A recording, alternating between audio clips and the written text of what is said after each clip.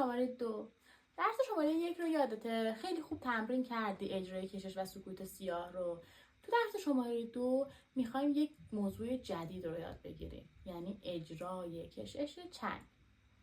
اگر تئوری یادت باشه ما میدونیم که همه نوت‌هامون تقسیمات دوتایی تو حالت ساده تقسیمات دوتایی انجام میدن و هر سیاهمون تقسیم دوتایی انجام میده و میشه 2 تا نوت چنگ.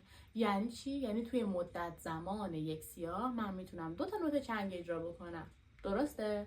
خب هر سیاه رو برای 2 جزء وزن‌خوانی میکردم، یعنی میگفتم 1 و 2 و معمولا عدد ضربه سیاه هم بود وش باعث ایجاد فاصله های مساوی تا کشش های بعدی بود.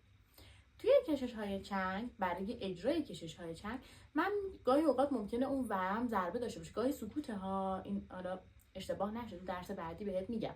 اما توی معمولا توی کشش های چنگی که توی مدت زمان یک سیاه 2 تا نوت چنگ اجرا میشه، هر دوتاش هم یک هم و، یعنی هم اون عددی که میخونم هم وی که میخونم شامل ضربه است. یعنی میگم 1 و 2 و 2 تا کشش به جای یک کشش در یک ضرب مترونوم یا در یک ثانیه اصطلاحاً، حالا با استفاده از مترونوم و تمپویی که دارم باید اجرا بشه.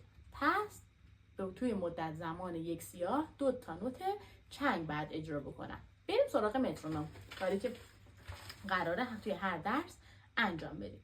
مترونوم رو روشن میکنیم. تمپومون اون نوت سیاهی که مساوی یک عددی نوشته میشه تمپومون، اگر یادت نرفته میشه نوت سیاه مساوی 60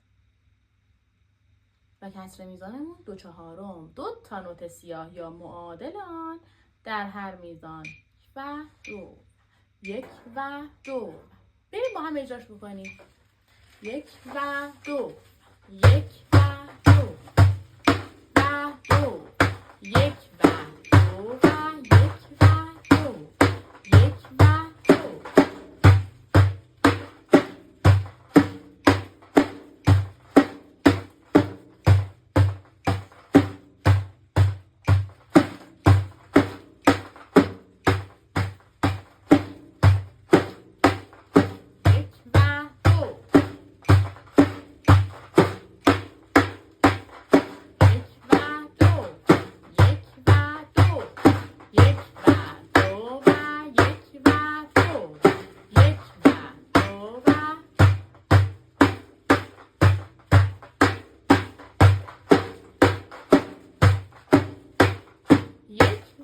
2. و توی میزان آخر شما هم کشش چنگ رو میبینی هم سکوت چنگی که توی درس بعدی باهاش آشنا میشی که توی مدت زمان یک سیاه میتونی 2 تا ضربه چنگ بزنی یا یک ضربه بزنی و یکیش رو سکوت بکنی.